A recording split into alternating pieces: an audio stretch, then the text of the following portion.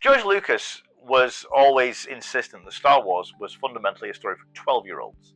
It was a space opera built on simple morality tales designed to capture the imaginations of kids and, let's be honest, sell an absolute mountain of toys, right? And for decades, that formula really was a license to print money. It worked and worked and worked. But looking at the state of the franchise today, we have to ask a difficult question. Is it finally time for Star Wars to grow up? We just saw the theatrical release of The Mandalorian and Grogu. And on paper, I mean, this has everything that Disney would have thought justifiably that it needed going on past audiences. The most popular duo in the franchise, bar none, at least that are not droids. A cute green co-star that's practically precision engineered to drive toy sales. Yet it pulled in just the lowest box office numbers on the opening weekend of any Disney-era Star Wars film.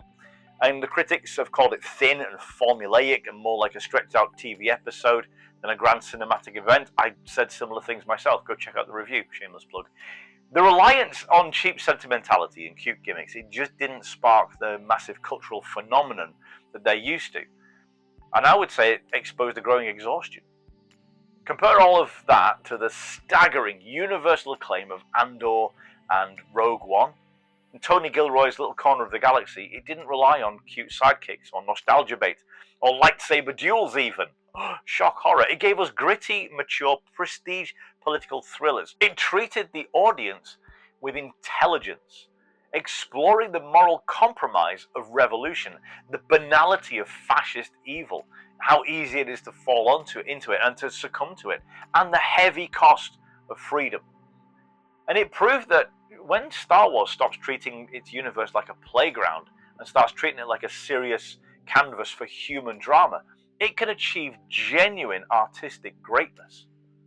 And Lucasfilm is now trapped in its own massive identity crisis, right? I've been thinking this for a while. They're forced now to choose between two completely different audiences.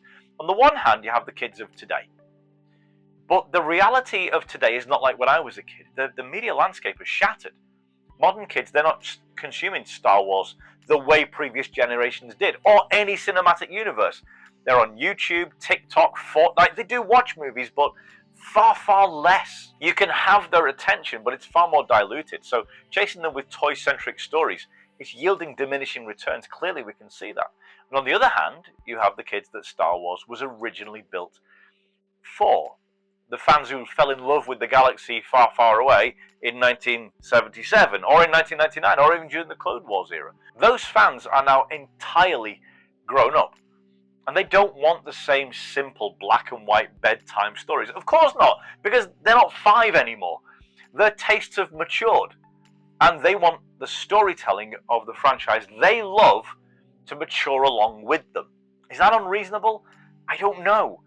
See, every time Star Wars tries to lean heavily into juvenile, merchandise-driven formulas, it feels hollow. At least to me. But when it takes risks and embraces complexity and dares to be mature, it produces masterpieces like Andor, and I would like more of them, would you?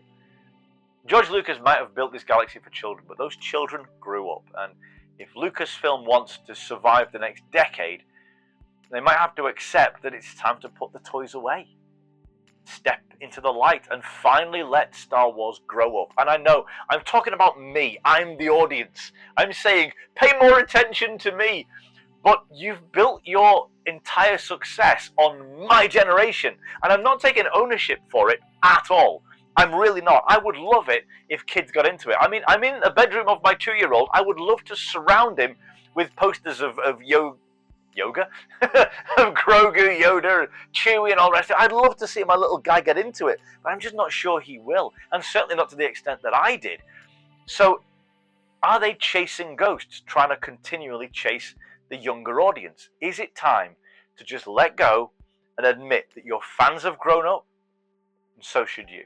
I don't know. What do you think? Give me your thoughts. This is Xuno, and we welcome debate here. We welcome disagreement. We welcome different perspectives and different points of view. That's why I'm doing spicy take videos and what-if videos and all these things. It's because I don't just want to talk to you guys. I want a conversation, a two-way conversation where your voice matters, where it's heard, and where your voice becomes part of the conversation in a very big way. This is Ex Uno Communitas, which is the community channel for Ex Uno, which is a community-based sci-fi. This is a brand new cinematic universe where everyone, you included, gets to have a voice. Not just to watch it, not just to consume it, but actually take part in it. Now, if you want to know more about that, check out the website. But this is the community channel where we talk all things sci-fi and everything in between. So, I want to know your thoughts. Am I right on this? Am I dead wrong on this? I don't know. Give me your thoughts. Tell me what else I should cover on the channel, or anything else that you want to. Give me a like and a share and a subscribe if you feel like absolutely making my day. I hope to see you next time, and thank you so much for listening.